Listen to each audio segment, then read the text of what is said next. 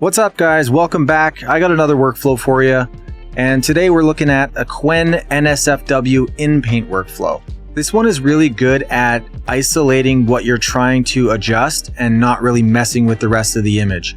And that's thanks to the edit model reference method nodes here, which if you don't have, because I didn't, you have to update ComfyUI. I think they're new as of a couple days ago. So just update your ComfyUI and you should be good. And the model we're working with today is the Qwen-Edit-AIO model. Now you can click here and there's a bunch of different versions. The V20 just released is the one I'm using in this workflow. And you're going to want to get the NSFW. Well, you can get the SFW version if you want to, but I'm working with this one here today. It's pretty simple. There's not a lot to go over here. So essentially, if you're working with one image here and you just want to edit like one thing with your image, then you can just bypass this. This is just an extra. You can, because this is Qwen-Image-Edit, I think you can actually load up to 10 images and combine things from different images together. So you could keep adding more, like there's a spot for a third image here too as well.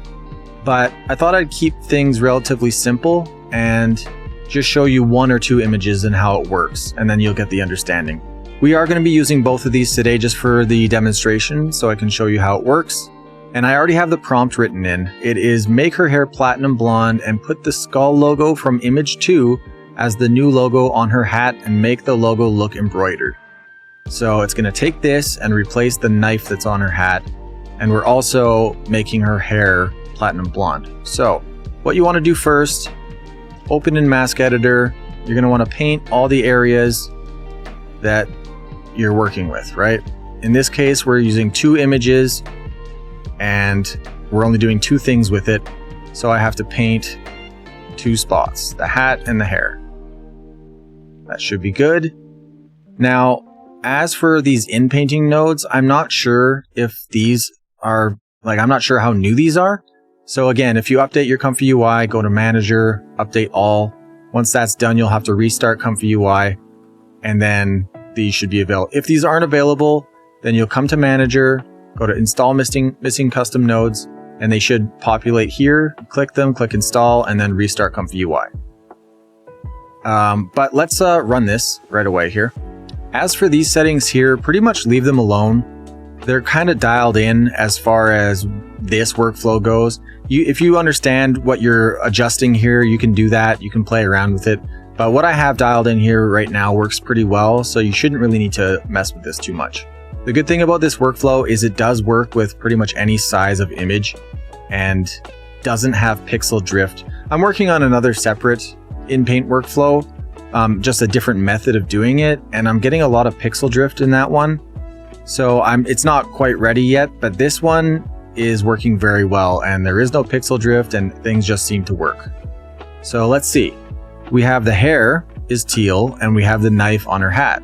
So let's go ahead and just zoom in a bit so I can show you. And look at how cleanly, okay. So the only thing I noticed right here is I could inpaint, or I could draw a little bit more up there so it gets that in there nicely, and I'll show you that in a second. But look at how perfect everything remains. It doesn't affect the rest of the image at all. It only touches the things we've painted. And I believe that's thanks to these reference method nodes. It just references the original image as it's building the new image, and it just keeps everything perfect and the same as you want it, right? That's the whole idea here. So let's go ahead and repaint that one area just so, now it's running slow. There is a thing about some of these Qwen workflows where you run it once and it starts running slow. Like look at how choppy my cursor is right now. And I've only ran it once. I do have some behind here, some RAM cleanup nodes, but I don't know why it doesn't seem to be working, or I don't know. If anybody knows what's causing that with Qwen, I mainly find it working with Qwen models. I'll generate one image and then the whole workflow runs slow after that. Like look at how choppy it is. If I zoom in a bit, it kind of fixes. But let's run it again and I can show you that it will fix the top of this embroidered logo here. Okay, there we go. So now we don't have that blurriness up there just because we painted a little higher and completely fixed. But look at how well that works. It only changes what you want, what you've painted. Okay, we'll do one more. So we'll go back here and repaint. Okay, so now instead of changing the hat and her hair, we're gonna change her hoodie. We can disable this. We're only working with one thing right now. Put her in a red tank top. Big chest. Let's see if that does what I hope it will do. Like I said, we are working with an NSFW model here, so it should be able to do those things.